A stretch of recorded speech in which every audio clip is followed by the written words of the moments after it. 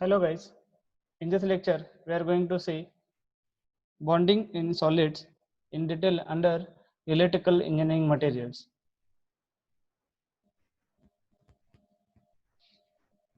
Atoms are rarely found as free and independent units but usually are linked or bonded to other atoms in some manner as a result of interatomic forces. These binding forces between the atoms are called as chemical bonds. These bonds are made up of attractive and repulsive forces that tend to hold atoms, ions, molecules, or atomic units.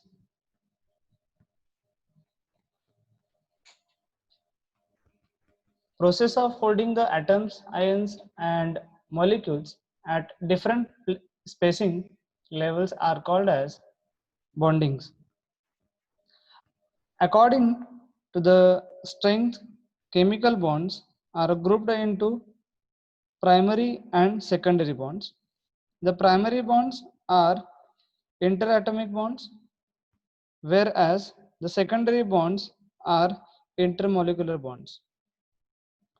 The primary bonds are stronger than the secondary bonds. The attractive forces between the atoms are basically electrostatic in origin, and the classification of the different types of bondings is strongly dependent on the electronic structure of the atoms concerned and hence directly related to the periodic table. There are basically four classes into which the bonds can conveniently be divided as ionic bonding, covalent bonding, metallic or unsaturated covalent bonding, and van der Waals bondings. Out of that, ionic bonding, covalent bonding, and metallic bonding, these first three are of primary bonds. And last one, van der Waals bonding is nothing but secondary bonds. Let's see in the detail one by one. Ionic bond. It is a very simplest type of primary bond. Electrons break free of atoms with excess in their valence shell, that producing positive ions and unite with the atoms having an incomplete outer shell to form negative ions. The positive and negative ions have a natural attraction from each other, which producing a strong bonding forces. Strong bonding forces. In this figure, you can see ionic bonding in sodium and chlorine. It's showing this figure showing the process of bonding between the sodium and chlorine. In ionic type bonding, however, the atoms do not unite in simple pairs. All positively charged atoms attract all negatively charged atoms. Thus, if you are considering example of ionic bond between the sodium and chlorine, in this figure you can see here sodium ion having a positive because protons of having 11 and electrons having 10. It means that there is no any equality between number of protons and number of electrons. That's why this ion is nothing but you can say instability they are having. And same chlorine ion of negative because electrons having 18 and proton number of protons having a 17. That's why it is showing with the negative ion. And this outer orbit of the from the outer orbit of the sodium ion, you can see here from this uh, electron is transferring from sodium ion to chlorine ion, which make a stable, which forms a NaCl, that is sodium chloride.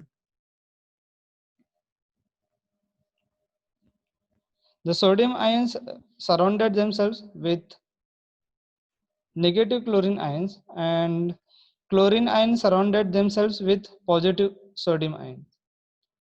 The attraction is equal in all directions and results in three-dimensional structure rather than the simple link of single bond. For stability in structure, the total charge neutrality must be maintained, thereby requiring equal number of positive and negative charges. Some other examples are bonds in MgCl2, potassium oxide, and copper oxide. General characteristics of materials joined by the ionic bonds include moderate to high strength, high hardness, brittleness, high melting point, and electrically insulating property. All charge transport is through ion movements. This is about the ionic bond. Next, covalent bond. A covalent bond is also called as a molecular bond. It is a chemical bond that involves the sharing of electron pair between atoms, positive and negative ions having neutral attraction. This figure showing the schematic representation of a covalent bond. In this type of bond, the atom being linked find it impossible to produce complete shells by electron transfer, but achieve the same goal by electron sharing so that each attain a stable electronic structure. Moreover, the shared negative electrons locate between the positive nuclei to form the bonding link.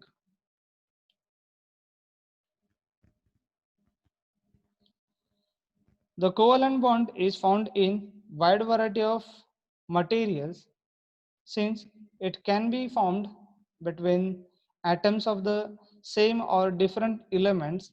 Some of the materials having the covalent bond are Cl2, HF, and diamond, etc. Like the ionic bond, the covalent bond tends to produce a material with high strength and high metallic points. Atom movements within the material requires the breaking of distinct bonds, thereby making materials characteristically brittle. Electrical conductivity depends upon the bond strength, ranging from the conductivity tin through semiconductive silicon and germanium to insulated diamond. Engineering material processing, ionic and covalent bonds tend to be ceramic or polymeric in nature. This is about the covalent bond. Next one, metallic bond.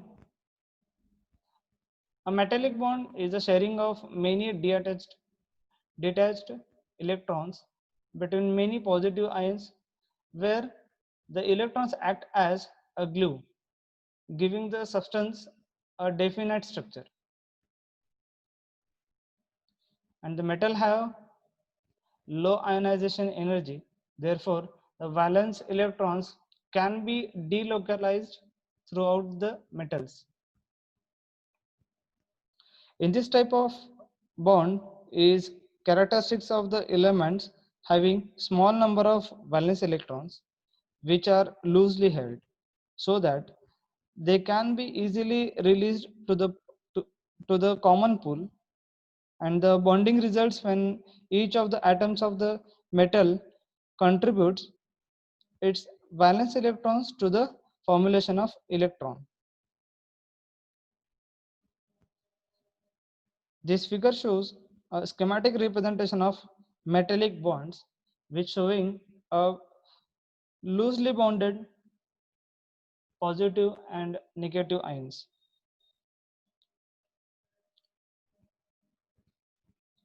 In the metallic bonds, the highly mobile free electrons account for the absorbed high electrical and thermal conductivity as well as the opaque optical properties, which is nothing but electron can absorb the light radiation's energy. And the positive ions can move without breaking distinct bonds. Materials bonded by metallic bonds therefore can be deformed by atom movement mechanisms and produce a deformed material every bit as strong as original. This is the basic basis of metal plasticity, ductility, and many of the shaping processing used in metal fabrications.